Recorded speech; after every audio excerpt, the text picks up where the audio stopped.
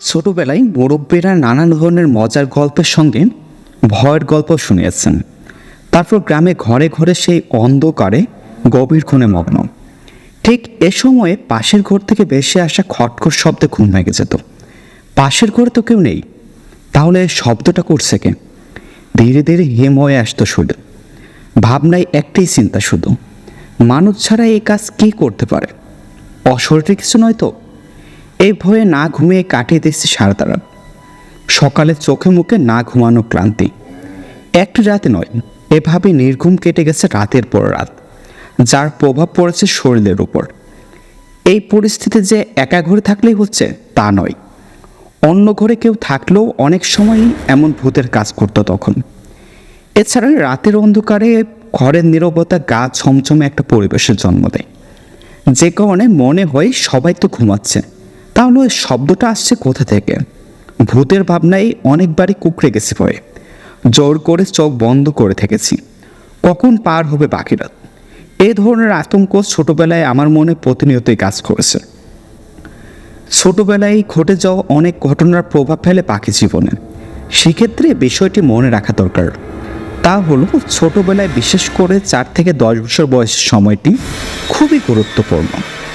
এই সময় শোনা, জানা বা দেখা হয় তা জীবনে লেগে থাকে লতার মতন। ভূত পেতনি জীবনে কখনো চোখে দেখিনি, তবে তাদের সম্বন্ধে অনেক গল্প শুনেছি।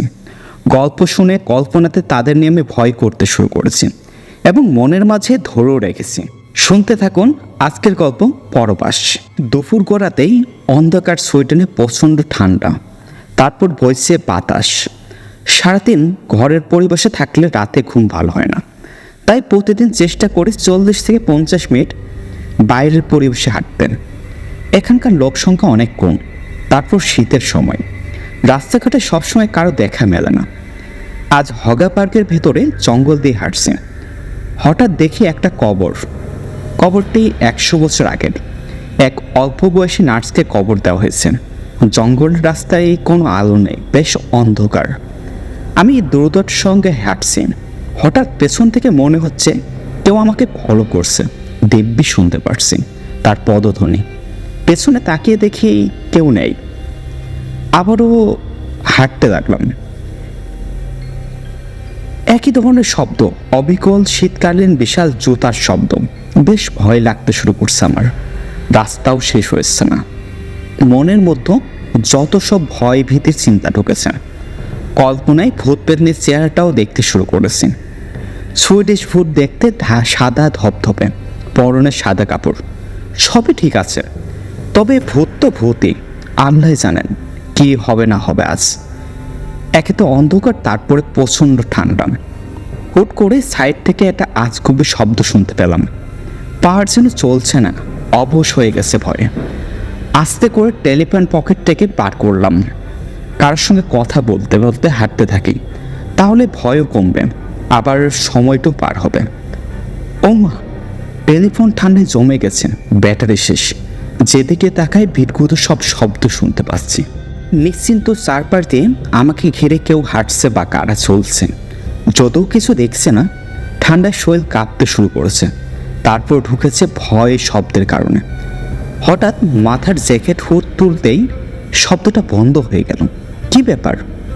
এখন তো কোনো শব্দ শুনতে পাচ্ছি না। জঙ্গলে পথ শেষ হতে আলোর সন্ধান মিলল। আমি একটু স্বস্তি ফিরে পেলাম মনের মধ্যে। এখন বুঝলাম কেন এ ধরনের শব্দ হচ্ছিল। আমার জ্যাকেটের হুডটি খুবই পাতলা, বৃষ্টি থেকে রক্ষা পাবার জন্য এই হুড। শীততাপ নিয়ন্ত্রণের জন্য নাই। যেহেতু প্রচণ্ড বাতাসের মধ্যে জঙ্গল দিয়ে হাঁটছি, তাই জ্যাকেটের হুড বাতাসের কারণে পেছনে নড়ছিল, নানা ধরনের শব্দও করছিল, যা আমি অ্যাসোসিয়েট করেছি আমার মনের মাঝে ভয়টাকে কমানোর জন্য। এই ছিল আমাদের আজকের গল্প। যদি ভিডিওটি আপনাদের ভালো লাগে তাহলে অবশ্যই একটা লাইক করুন আর চ্যানেলটিকে সাবস্ক্রাইব করুন। আশা করি সে পর্যন্ত সবাই ভালো থাকবেন। ধন্যবাদ।